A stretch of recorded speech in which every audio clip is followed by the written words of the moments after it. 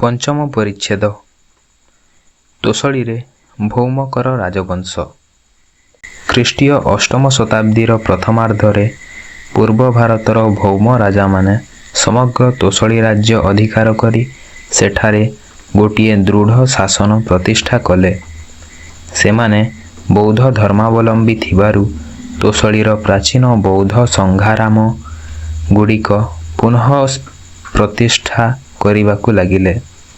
କାରଣ ସେମାନଙ୍କ ଆଗମନ ପୂର୍ବରୁ ଏ ରାଜ୍ୟରେ ଶଶାଙ୍କ ରାଜ ଆଧିପତ୍ୟ ବିସ୍ତାର କରି ଶୈବ ଧର୍ମର ପ୍ରାଧାନ୍ୟ ରକ୍ଷା କରିବାକୁ ଯାଇ ପ୍ରାଚୀନ ବୌଦ୍ଧ ସଂସ୍ଥାନଗୁଡ଼ିକ ନଷ୍ଟ କରିଦେଇଥିଲେ।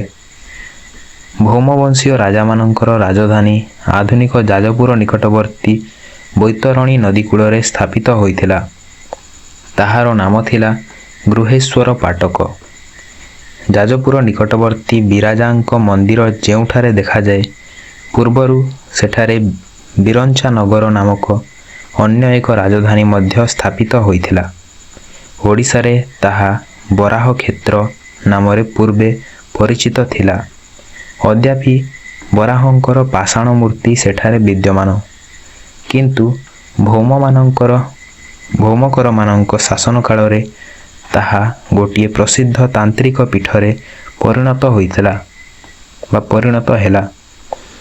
ଏହି ବଂଶର ରାଜାମାନେ ଲଳିତଗିରି, ଉଦୟଗିରି, ଧଉଳିଗିରି ପ୍ରଭୃତି ସ୍ଥାନରେ ବୌଦ୍ଧ ସ୍ଥାପତ୍ୟମାନ ସ୍ଥାପନ କରି ଭିକ୍ଷୁ ଓ ଶ୍ରମଣମାନଙ୍କ ପାଇଁ ବୌଦ୍ଧ ମନ୍ଦିରମାନଙ୍କରେ ରହିବାର ସୁବ୍ୟବସ୍ଥା କରିଥିଲେ। ସେତେବେଳେ ଉତ୍ତର ଓଡ଼ିଶାର ବହୁ ସ୍ଥାନରେ ମହାଯାନ ବୌଦ୍ଧମାନଙ୍କର ପୂଜିତ ଅବଲୋକିତେଶ୍ୱର ପ୍ରଭୃତି ଦେବଦେବୀଙ୍କର ପ୍ରସ୍ତର ମୂର୍ତ୍ତି ନିର୍ମିତ ହୋଇଥିଲା। ଭୌମ ରାଜାମାନଙ୍କ ମଧ୍ୟରୁ ଉନ୍ମତ୍ତ କେଶରୀ ନାମକ ଜଣେ ପରାକ୍ରମଶାଳୀ ରାଜା କୋଙ୍ଗଦ ଆକ୍ରମଣ କରି ତାହା ତାଙ୍କ ସାମ୍ରାଜ୍ୟ ଦକ୍ଷିଣ ତୋଷଳୀର ଏକ ମଣ୍ଡଳରେ ପରିଣତ କରିଥିଲେ। ତଦବଧି କୋଙ୍ଗଦରୁ ପ୍ରାଚୀନ ଶୈଳୋଦ୍ଭବ ରାଜାମାନଙ୍କର ପ୍ରାଧାନ୍ୟ ସମ୍ପୂର୍ଣ୍ଣ ବିଲୁପ୍ତ ହୋଇଥିଲା। ଉତ୍ତର ଓ ଦକ୍ଷିଣ ଓଡ଼ିଶାର ଅଧିକାଂଶ ଅଞ୍ଚଳ ଉନ୍ମତ୍ତ କେଶରୀଙ୍କର ହସ୍ତଗତ ହେବାରୁ ସେଠାରେ ଥିବା ବହୁ ସାମନ୍ତ ରାଜା ତାଙ୍କର ଅଧୀନତା ସ୍ୱୀକାର କଲେ। ଏହି ରାଜାମାନଙ୍କ ମଧ୍ୟରେ ଯମଗର୍ତ୍ତ ମଣ୍ଡଳର ନନ୍ଦୋଦ୍ଭବ, ଉତ୍ତୁଙ୍ଗ ଓ ସୁଳ୍କୀ ବଂଶୀୟ ରାଜାମାନଙ୍କ ସମେତ ଦକ୍ଷିଣାଞ୍ଚଳର ଭଞ୍ଜ, ନନ୍ଦ ଓ ଶ୍ୱେତକ ଗଙ୍ଗ ରାଜାମାନେ ତାଙ୍କ ବଶ୍ୟତା ସ୍ୱୀକାର କରିଥିବା ଜଣାଯାଏ। କାରଣ ଭୌମ ରାଜାମାନଙ୍କର ବିଜୟର ସ୍ମାରକ ସ୍ୱରୂପ ଭୌମାଦ୍ବ ସେ ରାଜ୍ୟରେ ପ୍ରଚଳିତ ହେଲା। ତାହା ସେହି ଖଣ୍ଡପାଳମାନଙ୍କ ତାମ୍ରଶାସନରେ ବ୍ୟବହୃତ ହୋଇଅଛି। ଐତିହାସିକମାନଙ୍କ ଗଣନା ଅନୁସାରେ ଏହି ଅବ୍ଦର ଆରମ୍ଭ କାଳ 737 ଖ୍ରୀଷ୍ଟାବ୍ଦ। ତେଣୁ ଏ ବଂଶର ପ୍ରଥମ ରାଜା ଉନ୍ମତ୍ତ କେଶରୀଙ୍କର ରାଜତ୍ୱ ଆରମ୍ଭରୁ ଏହି ନୂତନ ସମ୍ବଦ ଓଡ଼ିଶାରେ ପ୍ରଚଳିତ ହୋଇଥିଲା।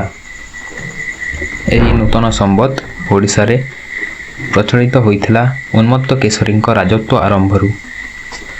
ଉନ୍ମତ୍ତ କେଶରୀ ନିଜେ ବୌଦ୍ଧ ଧର୍ମରେ ଦୀକ୍ଷିତ ହୋଇଥିଲେ ସୁଦ୍ଧା ତାଙ୍କ ଅଧୀନସ୍ଥ ସାମନ୍ତ ରାଜାମାନଙ୍କ ଧର୍ମ ପ୍ରତି ସେ ପ୍ରତିକୂଳ ଆଚରଣ କରୁନଥିଲେ।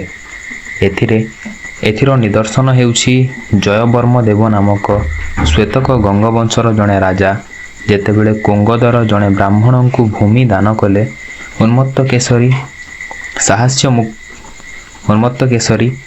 ସହାସ୍ୟ ମୁଖରେ ତାଙ୍କୁ ନିଜର ପ୍ରଶସ୍ତି ଉଲ୍ଲେଖ କରି ବ୍ରାହ୍ମଣଙ୍କୁ ଦାନ କରିବା ସକାଶେ ଅନୁମତି ପ୍ରଦାନ କରିଥିଲେ। ଏଥିରୁ ତାଙ୍କର ଧର୍ମନିରପେକ୍ଷତା ସ୍ପଷ୍ଟ ପ୍ରତିପାଦିତ ହୁଏ।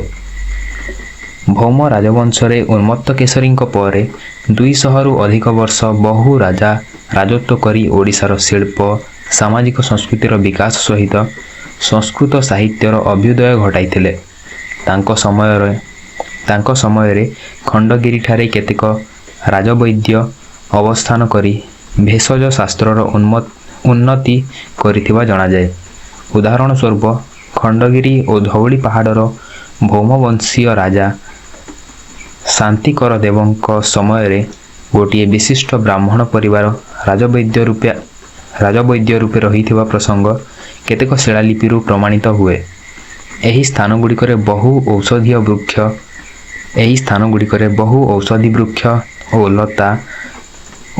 ଔଷଧି ବୃକ୍ଷ ଓ ଲତା ରୋପିତ ହୋଇଥିବାରୁ ସେହି ରାଜବୈଦ୍ୟମାନେ ବୈଦ୍ୟଶାସ୍ତ୍ରର ଗବେଷଣା କରିବାର ସୁଯୋଗ ପାଇଥିବା ସମ୍ଭବ। ଭୌମ ରାଜାମାନଙ୍କ ରାଜତ୍ୱରେ ଧର୍ମ ବିପ୍ଳବ। ଭୌମ ରାଜବଂଶର ଦ୍ୱିତୀୟାର୍ଦ୍ଧରେ ଅର୍ଥାତ୍ ଖ୍ରୀଷ୍ଟୀୟ ନବମ ଶତାବ୍ଦୀ ବେଳକୁ ସେହି ବଂଶର ରାଜାମାନେ ବ୍ରାହ୍ମଣ୍ୟ ଧର୍ମ ଗ୍ରହଣ କରିଥିବା ଜଣାଯାଏ। କାରଣ ଉକ୍ତ ରାଜବଂଶର ଆଦ୍ୟ ରାଜାମାନଙ୍କ ପ୍ରଶସ୍ତିରେ ପରମ ତଥାଗତ, ପରମୋପାସକ ପ୍ରଭୃତି ବୌଦ୍ଧ ଉପାଧିମାନ ବ୍ୟବହୃତ ହୋଇଅଛି। କିନ୍ତୁ ପରବର୍ତ୍ତୀ ରାଜା ଓ ରାଣୀମାନେ ତାଙ୍କର ପ୍ରଶସ୍ତିରେ ପରମ ମାହେଶ୍ୱର ଏବଂ ପରମ ବୈଷ୍ଣବୀ ରୂପକ ଶୈବ ଓ ବୈଷ୍ଣବ ଧର୍ମର ଉପାଧି ବ୍ୟବହାର କରିଅଛନ୍ତି। ତେଣୁ ଏହି ରାଜାମାନଙ୍କ ସମୟରେ ଓଡ଼ିଶାରେ ଏକ ସର୍ବଧର୍ମ ସମନ୍ୱୟ ବ୍ୟବସ୍ଥା ଗୃହୀତ ହୋଇଥିଲା, ଯାହାକି ଆଜି ସୁଦ୍ଧା ପୁରୀର ଶ୍ରୀଜଗନ୍ନାଥ ମନ୍ଦିରର କେତେକ ବିଧିବିଧାନରୁ ସୂଚିତ ହୁଏ। ପ୍ରାଚୀନ ଜାତିଭେଦ ପ୍ରଥା ସଙ୍ଗେ ପଶୁବଳି ଓ ଯାଗଯଜ୍ଞ ଏହି ରାଜାମାନଙ୍କ ସମୟରେ ଉଚ୍ଛେଦ କରାଯାଇଥିଲା। ଏମାନଙ୍କ ସଙ୍ଗେ ପଶ୍ଚିମ ଓଡ଼ିଶାର ସୋମବଂଶୀୟ ରାଜାମାନେ ବୈବାହିକ ସୂତ୍ରରେ ଆବଦ୍ଧ ହେଲେ। ସେତେବେଳେ ଓଡ଼ିଶାର ପଶ୍ଚିମାଞ୍ଚଳ ମହାକୋଶଳ ବା ତ୍ରିକଳିଙ୍ଗ ରାଜ୍ୟ ନାମରେ ପରିଚିତ ଥିଲା। ସେଠାରେ ସୋମବଂଶୀୟ ରାଜାମାନେ ସ୍ୱାଧୀନ ଭାବରେ ରାଜତ୍ୱ କରୁଥିଲେ। ତାଙ୍କ ପରି ମହେନ୍ଦ୍ର ପର୍ବତର ଦକ୍ଷିଣାଞ୍ଚଳରେ କଳିଙ୍ଗ ନଗରର ପ୍ରାଚୀନ ଗଙ୍ଗବଂଶୀୟ ରାଜାମାନେ ଗଙ୍ଗାବ୍ଦ ପ୍ରବର୍ତ୍ତନ କରି ସ୍ୱାଧୀନ ଭାବରେ କଳିଙ୍ଗ ରାଜ୍ୟ ଶାସନ କରୁଥିଲେ। ସେମାନଙ୍କର ରାଜଧାନୀ ବଂଶଧାରା ନଦୀ ତଟରେ ମୁଖଲିଙ୍ଗମ୍ ନାମକ ସ୍ଥାନରେ ସ୍ଥାପିତ ହୋଇଥିଲା। ସେହି ରାଜାମାନଙ୍କ ସଙ୍ଗେ ଭୌମ ଓ ସୋମବଂଶୀୟ ରାଜାମାନଙ୍କର ସଂଘର୍ଷ ହେତୁ ଦାକ୍ଷିଣାତ୍ୟର ଚୋଳ ଓ ଚାଲୁକ୍ୟ ରାଜାମାନେ ସୁବିଧା ପାଇ ଦକ୍ଷିଣ କୋଶଳର କେତେକ ଅଞ୍ଚଳ ଅଧିକାର କରିଥିଲେ। ଭୌମ ରାଜତ୍ୱର ଶେଷ ପର୍ଯ୍ୟାୟରେ କେତେକ ରାଣୀ ରାଜତ୍ୱ କରି ସାମନ୍ତ ରାଜାମାନଙ୍କ ଦ୍ୱାରା ପରିଚାଳିତ ହୋଇଥିବା ଜଣାଯାଏ। ସେତେବେଳେ ଓଡ଼ିଶାର ସାମରିକ ଶକ୍ତି କେତେକ ପରିମାଣରେ ସେମାନଙ୍କ ଅଞ୍ଚଳରେ ଦୁର୍ବଳ ହୋଇପଡ଼ିଥିଲା। ଏହାର ସୁବିଧା ପାଇ ବଙ୍ଗଦେଶର ପାଳବଂଶୀୟ ରାଜାମାନେ ତୋଷଳୀ ସଂଲଗ୍ନ ଦଣ୍ଡଭୁକ୍ତି ନାମକ ଅଞ୍ଚଳ ଦଖଲ କରିଗଲେ। ତେଣୁ ପାଳବଂଶର ରାଜା ଜୟପାଳ ଦେବଙ୍କର ଆଧିପତ୍ୟ ବାଲେଶ୍ୱର ଜିଲ୍ଲା ସୁବର୍ଣ୍ଣରେଖା ନଦୀ ପର୍ଯ୍ୟନ୍ତ ବିସ୍ତାର ଲାଭ କଲା। ଶ୍ଵେତକ ଗଙ୍ଗମାନଙ୍କର କେତେକ ରାଜା ପରମେଶ୍ୱର ଓ ମହାରାଜ ଉପାଧି ବହନ କରି ଭୌମମାନଙ୍କର ଆନୁଗତ୍ୟ ସ୍ୱୀକାର କଲେ ନାହିଁ। ସେହିପରି ଖିଞ୍ଜିଳି ମଣ୍ଡଳର, ଯାହାକି ଆଧୁନିକ ମୟୂରଭଞ୍ଜର ଖିଚିଂ, କେତେକ ଭଞ୍ଜବଂଶୀୟ ରାଜା ମଧ୍ୟ ସ୍ୱାଧୀନ ହୋଇଥିଲେ। ଭୌମବଂଶୀୟ ରାଣୀ ତ୍ରିଭୁବନ ମହାଦେବୀ ତାଙ୍କର କେତେକ ଦାନପତ୍ରରେ ଉଲ୍ଲେଖ କରିଅଛନ୍ତି ଯେ ସେ କୋଶଳର ସୋମବଂଶୀୟ ରାଜା ମହାବୀର ଯଜାତିଙ୍କର ପିତା ମହା ଉପଗୁପ୍ତ ଜନ୍ମେଜୟଙ୍କ କନ୍ୟା। ତେଣୁ ସୋମବଂଶୀୟ ମହାରାଜା ଯଜାତି ସ୍ୱୀୟ ଭଗ୍ନୀ ତ୍ରିଭୁବନ ମହାଦେବୀଙ୍କର ସୁରକ୍ଷା ସକାଶେ ଏବଂ ତାଙ୍କ ରାଜ୍ୟ ତୋଷଳୀରୁ ଶତ୍ରୁମାନଙ୍କୁ ବିତାଡ଼ିତ କରିବା ସକାଶେ ବଦ୍ଧପରିକର ହେଲେ। ତାଙ୍କ ଭଗ୍ନୀ ପରମ ବୈଷ୍ଣବୀ ଅର୍ଥାତ୍ ବିଷ୍ଣୁଙ୍କ ଉପାସିକା ହୋଇଥିବାରୁ ସେ ଉତ୍କଳ ଅଧିକାର ପରେ ଭୁବନେଶ୍ୱରଠାରେ ଏକ ବିଷ୍ଣୁ ମନ୍ଦିର ନିର୍ମାଣ କରିଥିବା ଜଣାଯାଏ। କିନ୍ତୁ ସେ ମନ୍ଦିର କ୍ରମେ ଜୀର୍ଣ୍ଣ ହେବାରୁ ସେଠାରେ ପରବର୍ତ୍ତୀ ଶୈବ ଧର୍ମାବଲମ୍ବୀ ରାଜାମାନେ ଶିବଲିଙ୍ଗ ପ୍ରତିଷ୍ଠା କରିଥିବା ଅନୁମିତ ହୁଏ। ଏବେ ତାହା ଭୁବନେଶ୍ୱରସ୍ଥ ମଣିଭଦ୍ରେଶ୍ୱର ମନ୍ଦିର ନାମରେ ପରିଚିତ ହୁଏ। ସେହି ମନ୍ଦିରର ଚତୁଃପାର୍ଶ୍ୱରେ ବିଷ୍ଣୁଙ୍କ ଦଶାବତାର ମୂର୍ତ୍ତି ଭିତ୍ତିଗାତ୍ରରେ ପ୍ରଦର୍ଶିତ ହୋଇଥିବାରୁ ତାହା ମୁଖ୍ୟତଃ ଏକ ବିଷ୍ଣୁ ମନ୍ଦିର ବୋଲି ଜଣାଯାଏ। ତ୍ରିଭୁବନ ମହାଦେବୀଙ୍କ ପରେ ଭୌମ ବଂଶରେ ଦଣ୍ଡୀ ମହାଦେବୀ, ଧର୍ମ ମହାଦେବୀ, ବିକୁଳ ମହାଦେବୀ ପ୍ରଭୃତି କେତେକ ନାରୀଙ୍କ ଦ୍ୱାରା ରାଜ୍ୟ ପରିଚାଳିତ ହୋଇଥିଲା। ଦଣ୍ଡୀ ମହାଦେବୀଙ୍କର କେତେଗୁଡ଼ିଏ ଦାନପତ୍ର ଓଡ଼ିଶାର ବିଭିନ୍ନ ଅଞ୍ଚଳରୁ ଆବିଷ୍କୃତ ହୋଇଅଛି। ସେଥିରେ ଭୌମବଂଶର ଯେଉଁ ସୁନ୍ଦର ପ୍ରଶସ୍ତି ଶ୍ଲୋକମାନ ସଂସ୍କୃତ ଭାଷାରେ ଖୋଦିତ ହୋଇଅଛି, ତାହା ତାଙ୍କ ଦରବାରୀ ଜମ୍ଭଣ ନାମକ ଜଣେ ମହାକବି ରଚନା କରିଥିଲେ।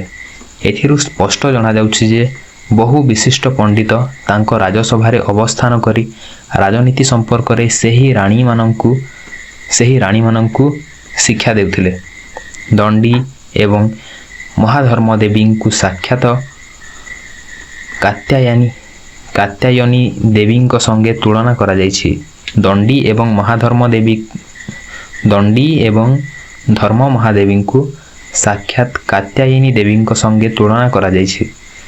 ଭାରତ ଇତିହାସରେ ଏପରି ଯାବତୀୟ ରାଜଲକ୍ଷଣ ଓ ବୀରତ୍ୱ ହେତୁ ବହୁ ସାମନ୍ତ ରାଜା ତାଙ୍କର ଆନୁଗତ୍ୟ ସ୍ୱୀକାର କରିଥିଲେ। ଖ୍ରୀଷ୍ଟୀୟ ଦଶମ ଶତାବ୍ଦୀର ପ୍ରାୟ ମଧ୍ୟଭାଗରେ ଦଣ୍ଡୀଙ୍କର ରାଜତ୍ୱ ଶେଷ ହେବାରୁ ସେହି ବଂଶରେ ଆଉ ଦୁଇ ଜଣ ରାଣୀ ଅଳ୍ପକାଳ ରାଜତ୍ୱ କରିଥିଲେ। ସେମାନଙ୍କର ଯଥେଷ୍ଟ ଦୁର୍ବଳତା ପ୍ରକାଶ ପାଇଲା। ଏଥିର ସୁବିଧା ନେଇ ସାମନ୍ତ ରାଜାମାନେ ରାଜ୍ୟର ଚାରିଆଡ଼େ ବିଦ୍ରୋହ କଲେ। ଏହାର ଫଳସ୍ୱରୂପ ଭୌମ ରାଜବଂଶ ଓଡ଼ିଶାରେ ବିଲୁପ୍ତ ହୋଇଗଲା ଏବଂ ସୋମବଂଶୀୟ ରାଜା ଯଯାତି ଦ୍ୱିତୀୟଙ୍କୁ ଉତ୍କଳର ରାଜକର୍ମଚାରୀମାନେ ନିମନ୍ତ୍ରଣ କରି ଆଣି ରାଜସିଂହାସନରେ ସ୍ଥାପିତ କଲେ। ସେହି ବିଦ୍ରୋହ ଏବଂ ରାଜ୍ୟ ମଧ୍ୟରେ ଅନ୍ତର୍ବିବାଦ ହେତୁ କିଛି କାଳ ପାଇଁ ଓଡ଼ିଶାରେ ଘୋର ଅରାଜକତା ଦେଖାଦେଲା। ଉତ୍କଳର ନାମ ପ୍ରତିଷ୍ଠା ଓ କଳାର ବିକାଶ। ଭୌମ ରାଜାମାନଙ୍କର ରାଜତ୍ୱ କାଳରେ ଓଡ଼ିଶାର ତୋଷଳୀ ନାମକ ଅଞ୍ଚଳକୁ ଉତ୍କଳ ନାମରେ ଅଭିହିତ କରାଯାଇଛି। ଖ୍ରୀଷ୍ଟୀୟ ପଞ୍ଚମ ଶତାବ୍ଦୀରେ ଉତ୍କଳ ନାମକ ଗୋଟିଏ ସ୍ୱତନ୍ତ୍ର ରାଷ୍ଟ୍ର କପିଶା ନଦୀ ବା ଆଧୁନିକ କସାଇ ନଦୀର ପୂର୍ବୋତ୍ତର ଭାଗରେ ଅବସ୍ଥିତ ଥିଲା। ଏକଥା ମହାକବି କାଳିଦାସଙ୍କ ରଘୁବଂଶ କାବ୍ୟରୁ ମଧ୍ୟ ପ୍ରମାଣିତ ହୁଏ। ସେହି ଉତ୍କଳକୁ ଲାଗି ସମୁଦ୍ର ତଟ ପର୍ଯ୍ୟନ୍ତ ଆଧୁନିକ ପଶ୍ଚିମବଙ୍ଗର ମେଦିନୀପୁର ଜିଲ୍ଲା ଦଣ୍ଡଭୁକ୍ତି ନାମରେ ଆଖ୍ୟାତ ହୋଇ ଭୌମ ରାଜାମାନଙ୍କର ଶାସନାଧୀନ ଥିଲା। ପ୍ରାଚୀନ ଉତ୍କଳ ରାଜ୍ୟର ଅବସ୍ଥିତି ସେତେବେଳେ ବିହାରର ସିଂହଭୂମି ଜିଲ୍ଲା ଓ ପଶ୍ଚିମବଙ୍ଗର ମାନଭୂମି ଜିଲ୍ଲାକୁ ନିର୍ଦ୍ଦେଶ କରାଯାଇଛି। ସେହି ନାମଟି କିପରି ଓ କେଉଁ ପରିସ୍ଥିତିରେ ଯେ ତୋଷଳୀ ରାଜ୍ୟରେ ପରିଣତ ହେଲା, ତାହା ଜଣାଯାଏ ନାହିଁ। ଭୌମ ରାଜାମାନଙ୍କର ରାଜତ୍ୱ କାଳରେ ବହୁ ସଂଖ୍ୟାରେ ବୌଦ୍ଧ ବିହାର ତଥା ଦେବ ମନ୍ଦିରମାନ ଓଡ଼ିଶାରେ ନିର୍ମିତ ହୋଇଥିଲା। ସେଥିର କଳାକୁଶଳତା ଦେଖିଲେ ଉତ୍କଳ ନାମର ସାର୍ଥକତା ଜଣାଯାଏ। ପ୍ରାଚୀନ ପଦ୍ଧତି ଅନୁସାରେ ଶାସନ କାର୍ଯ୍ୟ ପରିଚାଳିତ ହୋଇ ସମଗ୍ର ରାଜ୍ୟକୁ କେତେକ ବିଷୟ ଓ ଖଣ୍ଡରେ ବିଭକ୍ତ କରାଯାଇଥିଲା। ପରାକ୍ରମଶାଳୀ ସାମନ୍ତ ରାଜାମାନେ ମଧ୍ୟ ବିଭିନ୍ନ ଅଞ୍ଚଳରେ କେନ୍ଦ୍ର ଶାସନର ଆନୁଗତ୍ୟ ସ୍ୱୀକାର କରି ସମଗ୍ର ରାଜ୍ୟକୁ ଶତ୍ରୁ ଆକ୍ରମଣରୁ ସୁରକ୍ଷିତ କରୁଥିଲେ। କିନ୍ତୁ ସେମାନଙ୍କ ମଧ୍ୟରେ ପରସ୍ପର ପ୍ରତିଯୋଗିତା ହେଉଥିବାରୁ ଅନ୍ତର୍ବିବାଦ ଓ ବିଦ୍ରୋହ କ୍ରମେ ସୃଷ୍ଟି ହେଲା। ସେଥିରେ ଐରାବତ ମଣ୍ଡଳର ଓଡ୍ର ଖଣ୍ଡର ରାଜା ବିଶେଷ ଅଂଶଗ୍ରହଣ କରିଥିବାରୁ ଭୌମ ରାଜବଂଶର ପରମ ବନ୍ଧୁ ସୋମବଂଶୀୟ ମହାରାଜ ଜନ୍ମେଜୟ ତାଙ୍କୁ ଯୁଦ୍ଧରେ ନିହତ କରିଥିବା ପ୍ରସଙ୍ଗ କେତେକ ଅଭିଲେଖରୁ ପ୍ରମାଣିତ ହୁଏ। ଭୌମକର ବଂଶାବଳୀ।